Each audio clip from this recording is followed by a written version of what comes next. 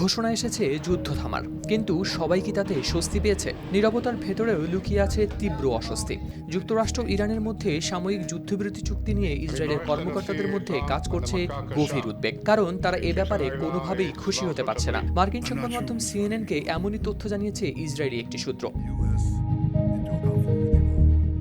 সূত্রটি জানায়, ইসরায়েল যুক্তরাষ্ট্রের প্রেসিডেন্ট ডোনাল্ড ট্রাম্পের পথ অনুসরণ করে যুদ্ধবিরতি মেনে চলবে। তবে ইসরায়েল এটি অনিচ্ছা নিয়েই করবে, কারণ তাদের এমন কিছু লক্ষ্য এখনও অপূর্ণ থেকে গেছে যা তারা ইরানের বিরুদ্ধে সামরিক অভিযান চালিয়ে অর্জন করতে চায়। এই অবস্থানের পেছনে রয়েছে রাজনৈতিক বাস্তবতাও। মার্চের মাঝামাঝি সময়ে সিএনএনের পক্ষ থেকে ইসরায়েলের প্রধানমন্ত্রী বেনিয়ামিন নেতানিয়াহুর কাছে জানতে চাওয়া হয়েছিল ট্রাম্প যুদ্ধবিরতি ঘোষণা করলে ইসরায়েল হামলা বন্ধ করবে কিনা। নেতানিয়াহু সে বিষয়ে মন্তব্য করতে রাজি হননি, তবে তিনি স্বীকার করেছেন ট্রাম্পই নেতা এবং তিনি তার মিত্র।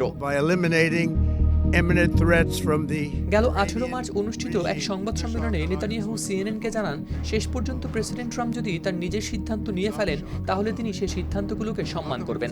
সব মিলিয়ে এই যুদ্ধবিরতি কাগজে কলমে বাস্তব হলেও মাঠের ভেতরে এখনও রয়ে গেছে অপূর্ণ লক্ষ্য ও অস্বস্তি, আর সেটাই ভবিষ্যতের অনিশ্চয়তার বড় কারণ হয়ে দাঁড়াচ্ছে। হাওলাদার শামীম, RTV।